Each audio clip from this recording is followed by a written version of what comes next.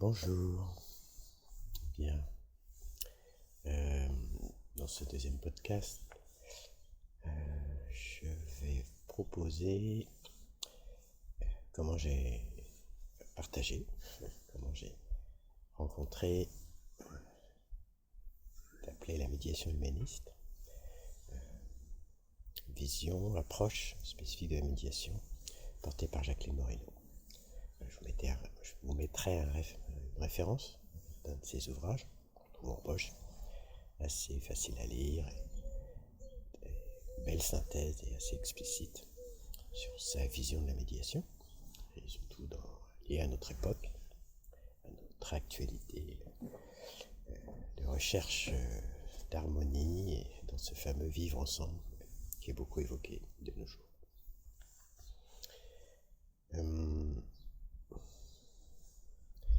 Aujourd'hui, ma formation a commencé il y a plus de 25 ans, et aujourd'hui, à travers d'autres approches, à travers des expériences d'ordre personnel, dans mon vécu au quotidien, puisque chaque moment est relation avec soi, avec ce qui nous environne, avec des événements qui viennent à nous, et puis avec l'autre, effectivement, avec des personnes qui croisent ma route ou avec qui je peux être amené à partager des moments, voire du quotidien. Pour moi, effectivement, aujourd'hui, je prends la mesure que cette idée, je veux dire comme ça, de médiation, est en fait constamment présente. Je pourrais dire qu'à chaque instant, il y a quelque chose qui fait médiation entre moi, cette idée d'un moi que j'ai, Gilles, personnage, un être, qui est en relation.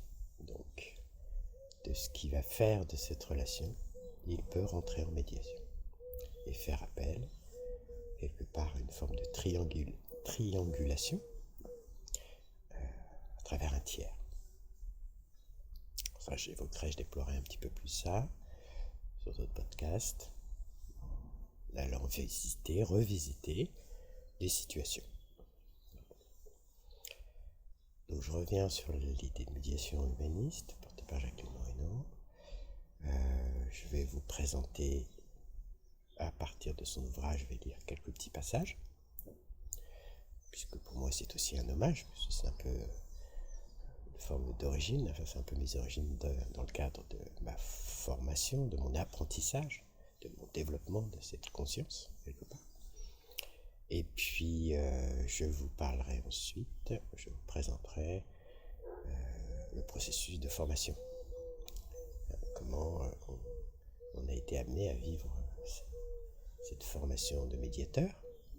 Alors à l'époque, oui, il y avait au départ peut-être cette idée d'en faire une activité, un métier, d'avoir fonction de médiateur, mais en le vivant aussi, on s'est bien vite rendu compte, alors surtout à l'époque, il n'y avait pas beaucoup de médiateurs, c'était dans les années 90, fin 90 pour moi.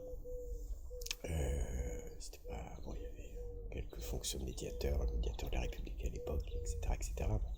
Alors après, on parlait aussi de médiateur culturel, médiateur pédagogique, voilà.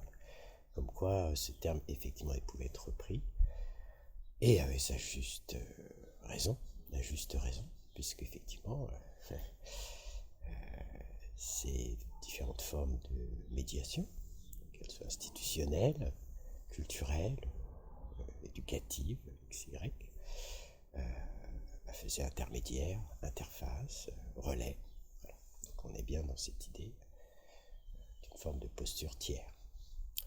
Alors moi, à travers la rencontre avec Jacqueline Moreno, elle nous a proposé d'aller vraiment au cœur du sujet, dans les relations humaines, à partir d'un point délicat que vit tous, qu'on partage tous, qu'on peut appeler le conflit. Voilà, ce qui fait conflit, ce qui fait crise, ce qui fait désordre en nous et avec l'autre. et peut-être de notre quotidien. Alors c'est pas constant évidemment, ça peut être subtil, par touche, ça peut être à travers des tensions. Voilà. Et là où, dans mon apprentissage aussi, j'étais plongé dans ça, alors je l'avais fait un petit peu par touche ailleurs, à travers l'intelligence émotionnelle par exemple, où je me suis, entre guillemets, formé, en tout cas je me suis plongé dans ce sujet-là, moi-même, à travers des stages, etc.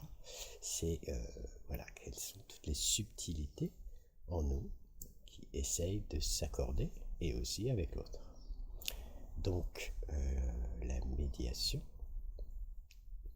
une médiation peut se vivre, peut se faire. Et en mettant en place, donc, elle, à travers sa propre historique, j'évoquerai quelques passages sur ça, à partir de quoi elle avait pris référence, et ce qui lui a permis de développer cette approche dite de médiation humaniste, puisque, voilà, c'est comment était créé un espace et un temps de médiation. Et qu'est-ce qu'on se donnait la possibilité de vivre en allant revisiter, et quelque part on pourrait dire après, par exemple en médiation pénale, traiter ce qui fait conflit. Alors vous voyez bien, je dis ce qui fait conflit, et je ne dis pas forcément les personnes en conflit. C'est des subtilités que j'ai découvertes au fur et à mesure. Alors voilà, qu'est-ce qui fait conflit? Qu'est-ce qui nous tend? Qu'est-ce qui nous fait désaccord? Voilà. Et dans le cadre de la formation, qui se passait sur 2 jours, de façon répétée, après c'était volontaire évidemment, puisque le principe de médiation est un volontariat, on décide d'aller explorer, d'aller vérifier ça, d'aller expérimenter cet espace et ce temps particulier en revisitant des choses pas forcément agréables au premier rapport, puisque voilà, il y a une certaine crainte d'aller revisiter ce qui a pu faire mal, ce qui fait douleur ou ce qui fait problème, voilà, tous ces termes. Donc c'est notre rapport à ce qui fait mal, quoi. Enfin, en tout cas ce qui nous dérange, ce qui nous met dans un inconfort. C'est aussi encore cette dimension humaine dont on partage tous, qui est simplement à la recherche du plaisir plus, qui peut du coup aussi emmener dans des spirales un peu excessives. Donc, dans le cadre de ces formations, puisque c'était formation de médiateur, ça se nommait comme ça, c'était une proposition de ceux qui venaient d'aller rencontrer leurs propres conflits, de les revisiter, à partir du moment que eux-mêmes, en tant que médiateurs, donc nous-mêmes, voulions accompagner les autres dans cet espace et ce temps conflictuel. Donc effectivement, c'est un travail de plongée personnelle. Alors certains ont évoqué développement personnel, mais pour moi ça allait plus loin que le développement personnel au fur et à mesure. Je suis peut-être allé aussi pour ça, avec cette idée d'amitié, mais au fur et à mesure de ma pratique, de mes expériences diverses et variées, et puis d'autres rencontres d'approche, dans mes recherches de sens, c'est des transformations. C'est un ouvrage, un travail sur soi, effectivement, d'abord. Alors, pour elle, donc, dans le cadre de ces formations, les personnes en présence donc, devaient travailler sur leur conflit. C'est-à-dire, si je souhaite accompagner les autres dans leur conflit, être médiateur à un moment, prendre cette posture à un instant, eh bien, moi-même, je vais être à peu près au clair pour être au plus près de cette notion de posture de neutralité, qui est très, très difficile à atteindre, mais après, il y a des astuces, ça se développe, ça s'ajuste au fur et à mesure de ces pratiques, puisque c'était effectivement aussi ces formations à 80% pratiques. Voilà. Donc je vous ferai aussi un petit podcast sur comment se vivaient ces formations, et qu'est-ce que moi, évidemment, à partir de mon point de vue, comment je les ai vécues. Je le partageais avec d'autres aussi, puisque c'était quand même un processus de formation de 7 ans. Même si aussi en même temps, je participais à des projets innovants. Des projets innovants, proposé au sein du CMFM, donc l'organisme de formation de Jacqueline Moreno à l'époque, où évidemment l'idée pour elle c'était de transmettre cette approche, cette pratique, et de la faire vivre aussi, au-delà de la transmettre, de faire, je pourrais dire, s'expérimenter.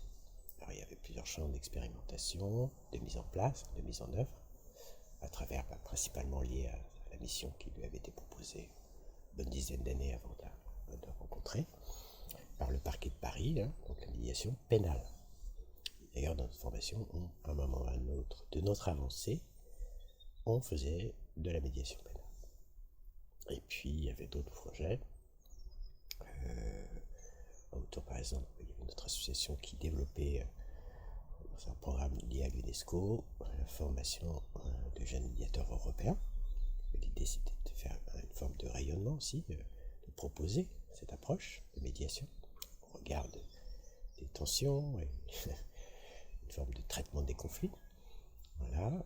Et puis c'est aussi appuyé sur une vision de la démocratie, quand même, participative, là, du coup, réellement, contribuer à faire, pas faire justice, mais à ce qui fait justice, ce qui peut rééquilibrer les choses, dans le sens de rééquilibrage dans les relations, surtout principalement. Et puis il y a eu alors ça j'y avais participé aussi, et plus particulièrement un développement pour les établissements scolaires, pour l'éducation nationale, et nous, par choix, l'équipe qu'on avait constituée, on est intervenu principalement dans les collèges à l'âge de l'adolescence, puisque on était pas mal sollicité lié aux fameuses violences des jeunes dans les quartiers, etc., des difficiles, puisque c'était en région parisienne. Voilà. Le centre de formation à la médiation se situe à Paris, mais voilà. Dans le champ d'intervention, c'était région parisienne, dans les quartiers, donc les zones d'éducation prioritaire, c'est comme ça que ça s'appelait à l'époque. Voilà. Et pareil, je partagerai ma propre expérience, peut-être sur un ou deux ou trois podcasts, parce que c'est quand même une assez longue expérience, pour partager cette fameuse médiation au milieu scolaire, qu'on peut appeler aussi, enfin, qui s'est un peu plus développée, avec des approches différentes, complémentaires, ce qu'on appelle la médiation par les pairs. Et puis même on le retrouve sur d'autres secteurs d'activité qui se développent. Voilà. Je vais vous partager ces quelques pensées de Jacqueline Moreno mises en évidence à travers son ouvrage. Je vais lire quelques passages. Il me permettra de les commenter un peu aussi, puisque c'est en lien avec cette idée du médiateur en soi. Voilà, pour vous donner un peu la tonalité de cette discipline que j'ai rencontrée, de cette approche, ces pratiques. Voilà, d'où ça partait pour moi en tout cas. Et c'est faire cet hommage donc à Jacqueline Moreno. Alors déjà, première évocation dans son ouvrage, où elle rappelle que en fait, il y a 5000 ans, le mot médiation est apparu pour la première fois, inscrit sur les tablettes d'argile sumériennes. La civilisation mésopotamienne, située entre le Tigre et l'Euphrate, qui avait développé une première organisation sociale et politique, considérée, entre autres, comme l'un des berceaux de la culture classique. Alors, c'est vrai que souvent on me demande depuis combien de temps existe la médiation. Jacqueline Moreno était beaucoup de connaissances sur l'Antiquité, sur les cultures antiques. Voilà, c'était lié à son activité, son ancienne activité professionnelle avant qu'elle développe la médiation. J'ai plus le souvenir exact.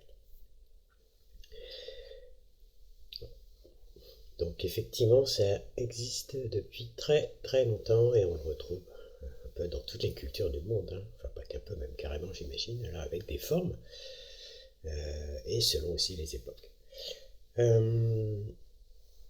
Elle propose à l'extrait une définition simple, succincte, parce que dans la médiation il y a eu pas mal de définitions et ça peut être toujours continuer à se définir. C'est bon, la nécessité, notre besoin souvent de définir les choses. Mais bon, au-delà de ça quand même. Un peu basiquement ce qu'elle propose.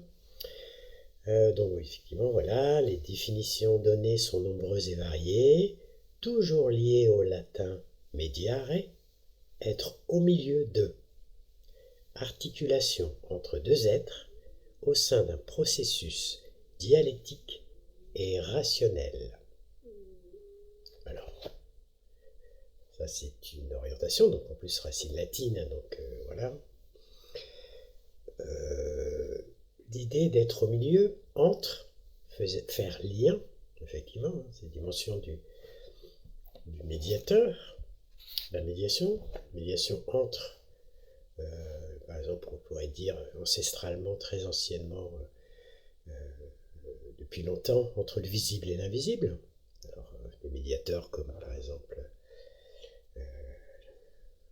les religieux, ça a été les chamans, mais c'est encore actuellement les chamans, entre le visible et l'invisible. Qu'est-ce qui me vient encore à l'esprit à l'époque des Grecs, l'oracle, la Pythie, celle qui recevait l'information des cieux, voilà. Donc c'est vraiment on pourrait dire une fonction entre, voilà, au milieu. Donc il y a cette idée du milieu, du médium, quelque part. Et c'est en ça qu'à un moment aussi j'évoquais que tout peut faire médiation. Que tout peut quelque part être utilisé comme médium. Voilà. Moi qui suis aussi par ailleurs artiste, j'en sais quelque chose. Et puis c'est vrai que j'ai rencontré des approches aussi d'expression artistique, le théâtre par exemple, voilà. Le conteur, qui se fait aussi transmetteur, des connaissances, des savoirs, des histoires, à travers l'histoire, mais en fait le conteur aussi conte par lui-même, porté par la voix du conteur, était un passeur de tradition, tradition de métier, tradition de pays, tradition de territoire, familiale, ancestrale, voilà, etc. etc. Puis j'ai eu aussi, je crois que je l'avais évoqué aussi, en tout cas je l'évoque à nouveau, j'ai rencontré l'approche clown il y a quelques années, ça fait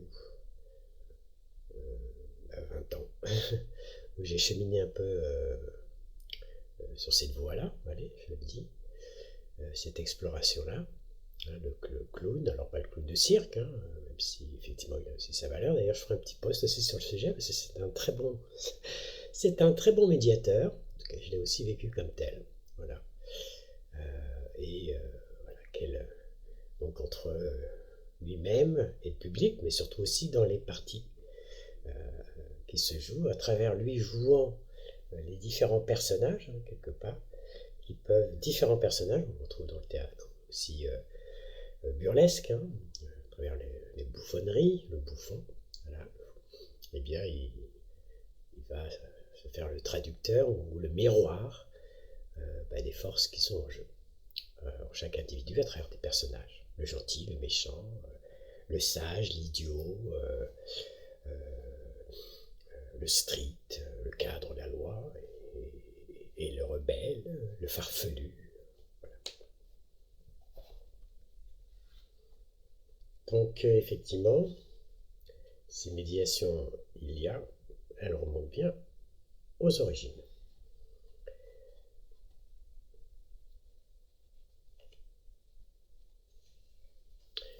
À un moment, elle évoque justement, à partir dans son ouvrage, dans son livre, voilà, elle se relie à cette idée des origines. Je vous lis.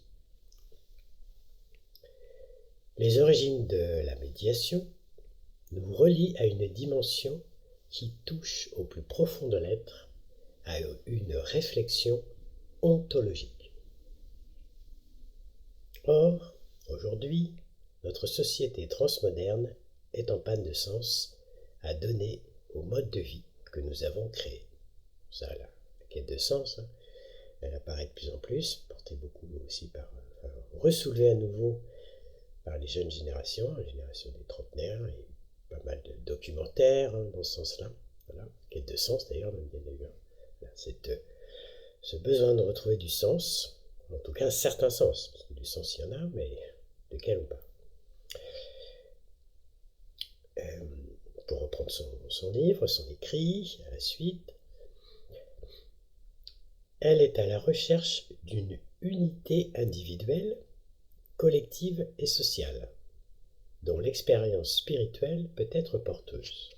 Alors pour elle, effectivement, cette notion de spirituel, d'esprit, l'idée d'esprit, de reliance matière-esprit, vieille comme le monde aussi, était importante, en tout cas transparaissait dans son accompagnement et dans la transmission de cette approche.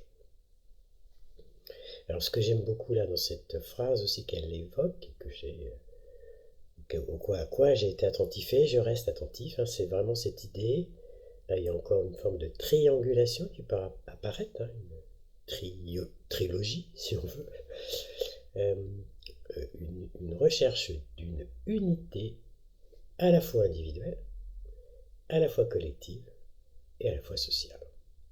Voilà, corps social est fait d'individus en interaction.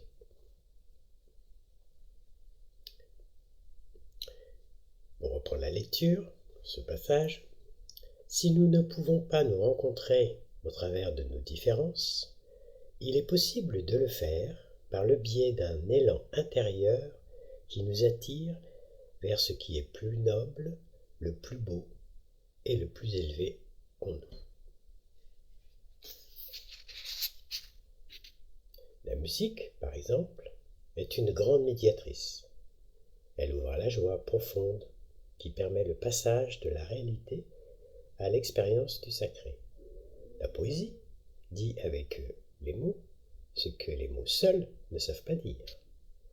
L'art reste un espace privilégié pour offrir le lien entre ces deux mondes.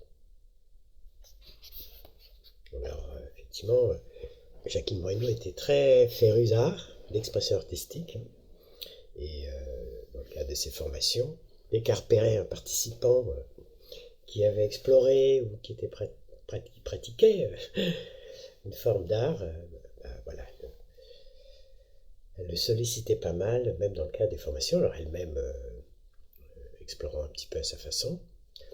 Dans le cadre des médiations, elle se servait à des moments précis, bien identifier des masques même.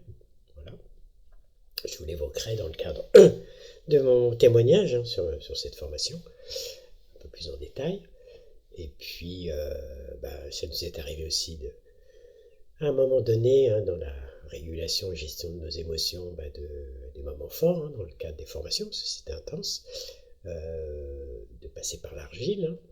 Voilà, donc on avait des moments aussi corporels, d'expression de toucher corporel. Donc, oui, les sens au cœur de l'essence qui donne du sens. Voilà, c'est un jeu de mots, une forme de trilogie que j'aime bien exprimer, formuler. Et donc, un petit peu comme j'ai évoqué juste avant, moi aussi dans mon exploration théâtrale, la danse, effectivement.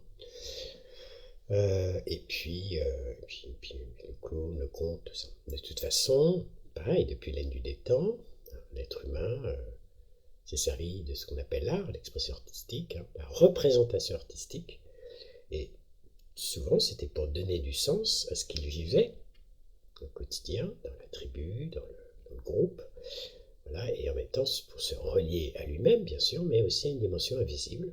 Les peintures rupestres, voilà, quelle que soit après la raison qu'on ait pu donner à ces peintures, de vision ou autre, pour la chasse, etc., c'était bien une représentation, voilà, d'une forme de visible à l'invisible, pour représenter cet invisible. L'être humain a toujours fait de la musique aussi, des sons, voilà, pour rythmer sa vie, rythmer aussi d'une façon festive, en tout cas quand il se retrouvait, il s'est raconté.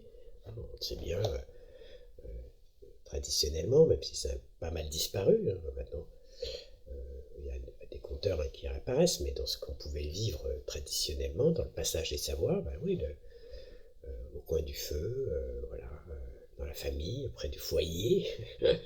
Voilà, le foyer, se raconter des choses, hein, qui racontaient le monde, qui se posaient des questions, qui essayaient de donner des formes de réponses à des époques données, selon la conscience de l'époque. Et puis il y a eu la danse, évidemment. Oui, il a dansé aussi. Voilà. Et qu'est-ce qu'il y a comme musique? Voilà.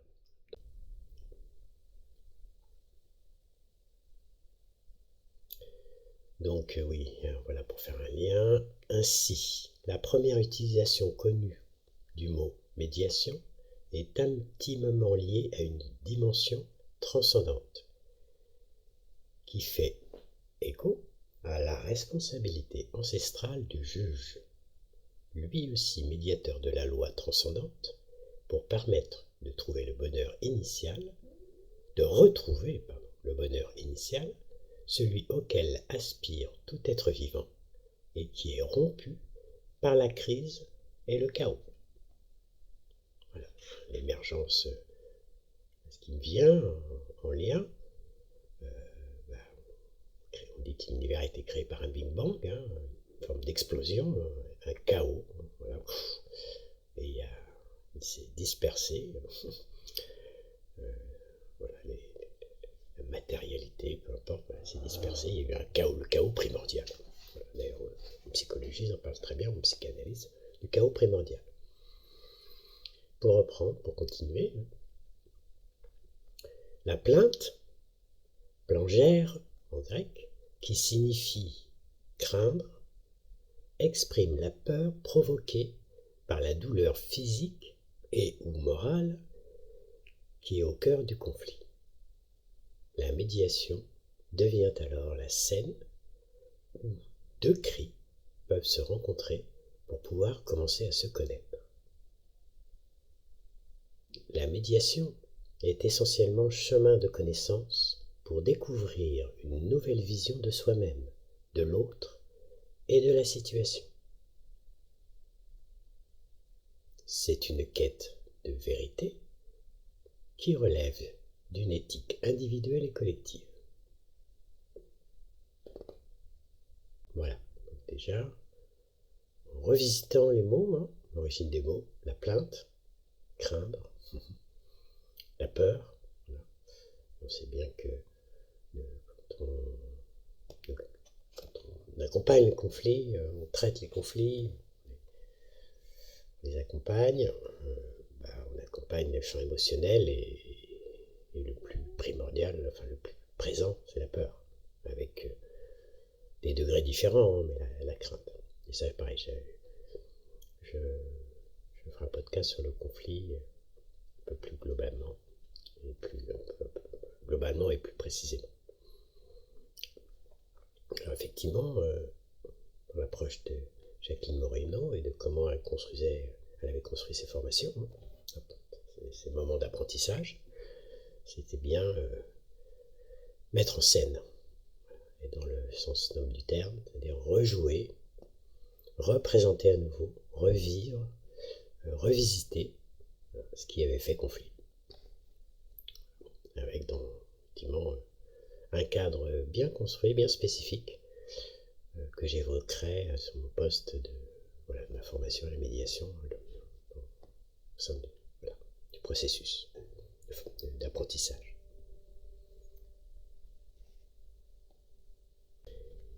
Je voulais vous lire un autre passage. Alors oui, dans son approche aussi, c'était très important. Donc là, on est vraiment dans cette idée de la médiation humaniste. En tout cas, là, je vous donne quelques points de visée qu'elle a, qu'il apportait elle-même, hein, qui l'a motivée à transmettre ça, à partir de cet endroit-là.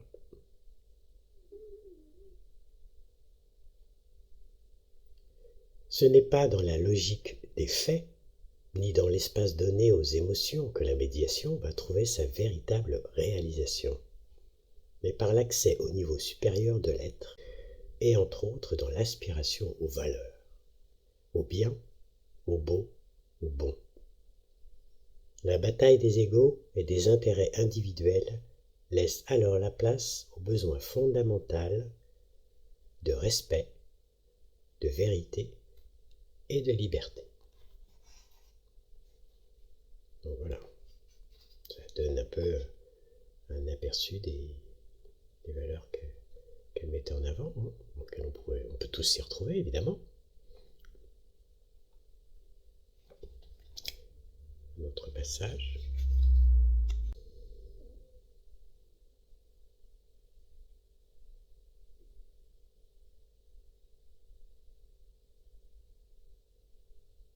Ah voilà.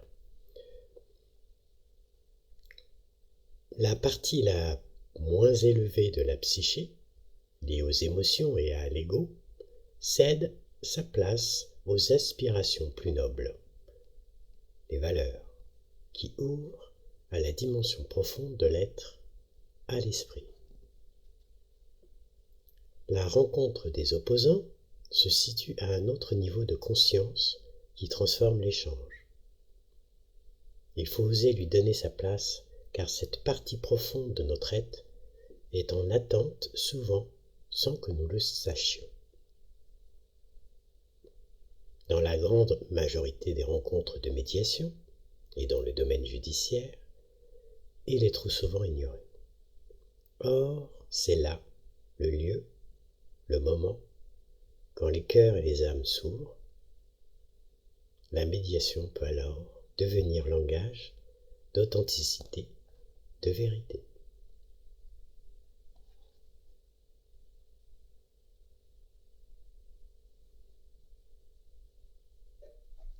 Voilà.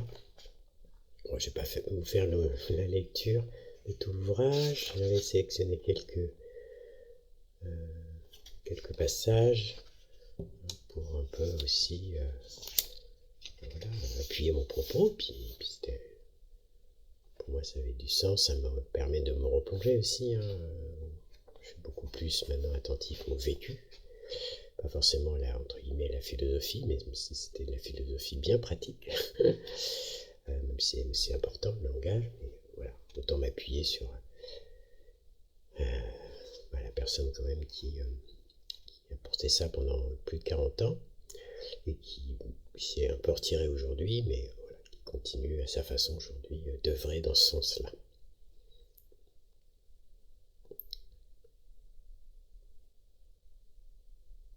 Ah bah voilà, elle évoque un peu, elle replace la dimension de la temporalité de la médiation humaniste. Depuis 30 ans, la médiation humaniste s'est développée en France et à l'étranger pour offrir un nouvel espace, non pas médicalisé, dans le sens d'une thérapie spécifique, ou religieux, relié à une forme de connaissance transcendante particulière. Dans ce nouvel espace, sans limite de temps, l'individu peut, guidé par les médiateurs, chercher à sortir du chaos du conflit pour donner à sa vie un nouvel ordonnancement nécessaire pour retrouver la paix et vivre en meilleure harmonie avec lui-même et les autres. C'est un espace qui conduit à cheminer avec soi-même et à découvrir une nouvelle forme de liberté.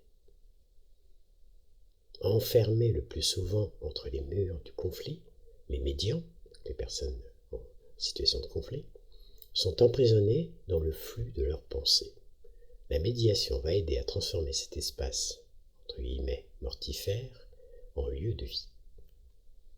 Par une espèce d'alchimie mystérieuse, la médiation va ouvrir aux médians un nouveau champ de conscience dans lequel se révèle un espace de liberté.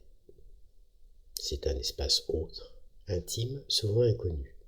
Il peut être qualifié de maison intérieure, car il se différencie de la maison extérieure où règne le chaos du conflit. Donc effectivement, c'est aussi mon constat que j'ai pu faire le vivant, que oui, c'est une forme de thérapie, hein, dans le sens premier du terme, grec. Je n'ai plus le mot exactement grec, mais thérapie, c'est prendre soin. Hein. Voilà, de quoi on prend soin. De qui on prend soin, de quoi. Voilà. Et l'époque, effectivement, ça, je l'ai bien touché, hein, plus d'une fois. D'ailleurs, elle avait coutume de le dire, hein, d'entrée, ça m'avait bien marqué. La médiation, c'est un espace et un temps de rencontre avant tout. Voilà, où va se jouer, rejouer, effectivement, ces chaos, ces désordres intérieurs, ou en tout cas ces tensions, ces incompréhensions, malentendus, etc., etc.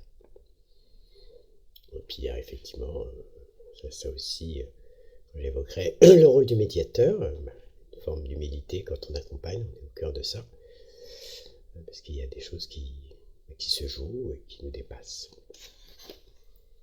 Alors la médiation aussi, moi j'ai pu le vérifier, vient confronter, hein, nos rapports au pouvoir, quel qu'il soit, visible et invisible. Les rapports de force, puisqu'effectivement il peut s'agir d'opposition, souvent d'ailleurs, hein, conflit c'est quand même c'est ça, ou de confrontation à quelque chose qui dérange. Confrontation à quelque chose qui dérange ou confrontation à quelque chose qui doit changer. Souvent, le conflit, qu'est-ce qu'on peut appeler conflit quand ça frotte, voilà, il y a quelque chose qui est invité à être regardé et transformé. Un dysfonctionnement quelque part. Donc il y a réajustement, et on entend réajustement presque le terme de justice, refaire justice de quelque chose, redonner de l'équilibre. Allez, je vais vous lire un dernier passage qui effectivement illustre bien, et puis je vais finir sur ce premier aperçu, parce que ce ne sont que des aperçus de cette approche de la médiation humaniste qui m'a été très utile, qui m'a fait beaucoup grandir. Oui, alors, elle se réfère là à l'aspect, à la conception de l'homme par les Grecs, corps, âme, esprit. Donc je reprends son écrit. Nous sommes un tout. L'esprit de la médiation ouvre le cheminement vers la rencontre totale, le tout, avec un T majuscule, de la personne. Le conflit fragmente, divise. La médiation cherche à rétablir une unité qui est la vie. Projet grandiose, utopique, diront certains, mais le monde ne serait pas sans la réalisation de nombreux rêves. Rêve du médiateur, qui cherche à répondre à une forme d'espérance de l'homme, retrouver le bonheur.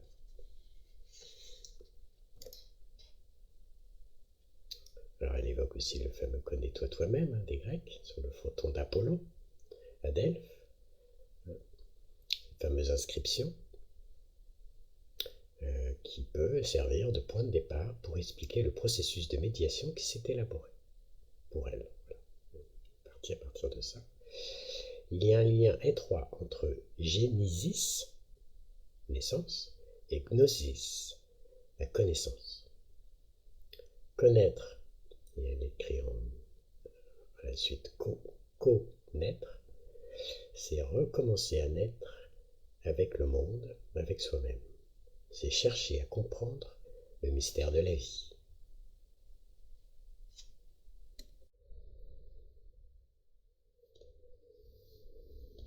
C'est chercher à comprendre le mystère de la vie.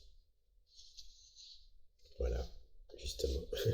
Pour savoir qui l'on est, il faut savoir d'où l'on vient, rencontrer le chemin qui vient de nos commencements. Et là, après tout un petit passage sur, quelque part, l'idée de qui se joue, hein, au cœur de la médiation, ce qu'on a pu vraiment vérifier plus d'une fois. La crise, qui est au cœur de la médiation, nous ouvre à cette quête et nous renvoie immédiatement au besoin de vérité. Mais cette vérité dépendra-t-elle de Oh là là, attendez. Mais cette vérité dépend-elle de l'élucidation du problème? Ou bien se situe-t-elle au-delà de l'autre, dans une rencontre avec soi-même? J'ai raison, l'autre a tort. Je demande que ma vérité soit proclamée. Tel est bien souvent le positionnement des adversaires. Or, il n'est presque jamais de situation où l'un est tout blanc et l'autre tout noir. Chacun possède sa vérité, souvent en contradiction avec celle de l'autre. Il faut d'abord découvrir que ma vérité est relative et ne pas confondre avec la vérité, avec un V majuscule, qui serait de l'ordre de l'absolu et n'appartient pas aux hommes.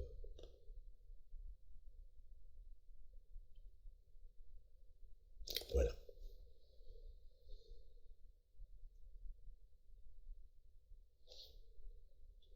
Donc, voilà un peu l'état d'esprit. Alors, en filigrane, c'était pas constant, mais de cette approche de la médiation humaniste, et donc le sens d'humanité, d'humanisme, évidemment, est au cœur de cette approche. Alors, on pouvait aussi la présenter comme médiation généraliste, puisque à l'époque de ces formations, il n'y en avait pas beaucoup de formations qui existaient. Donc, enfin, on faisait, comme je disais un peu plus tôt, de la médiation pénale. Et dans le cadre des médiations pénales, nous recevions, nous accompagnions plusieurs types de conflits qui pouvaient être d'ordre professionnel, de voisinage, familiaux, tout ce qui pouvait avoir attrait en fait à des plaintes transmis au parquet de Paris suite à des plaintes, des formes d'agression quelles qu'elles soient, des problématiques professionnelles entre patrons, entre un patron et un employé, puisqu'à l'époque il y avait le prud'homme, les prud'hommes, mais voilà, quand ça allait un peu plus loin que juste des questions d'argent, et des fois ça pouvait aller sur des menaces, ça nous est arrivé aussi de traiter des conflits liés à une autre, des personnes qui travaillent dans la même entreprise. On rencontrait tout type de... C'était assez généraliste, effectivement. Donc, très formateur. Voilà une forme de présentation un petit peu globale de cette médiation humaniste, ceux que j'ai rencontrés il y a 25 ans, un peu plus. Et puis après, ça a été des continuités. Donc, je vais arrêter pour ce deuxième poste, à cet endroit-là. Et puis de toute façon, sur mes autres témoignages,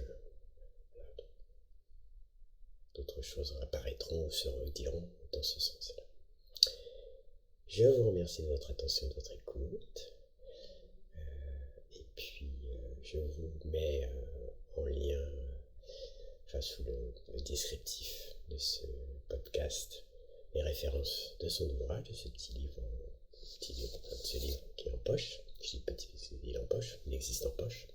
Voilà, puis si vous avez envie, par curiosité, d'aller un peu plus loin, c'est accessible, il n'y a pas besoin forcément de vouloir être médiateur, puisque pour s'y intéresser, puisque quelque part, j'ai coutume de dire de plus en plus depuis pas mal d'années, nous sommes tous un peu des médiateurs, même pas qu'un peu, carrément.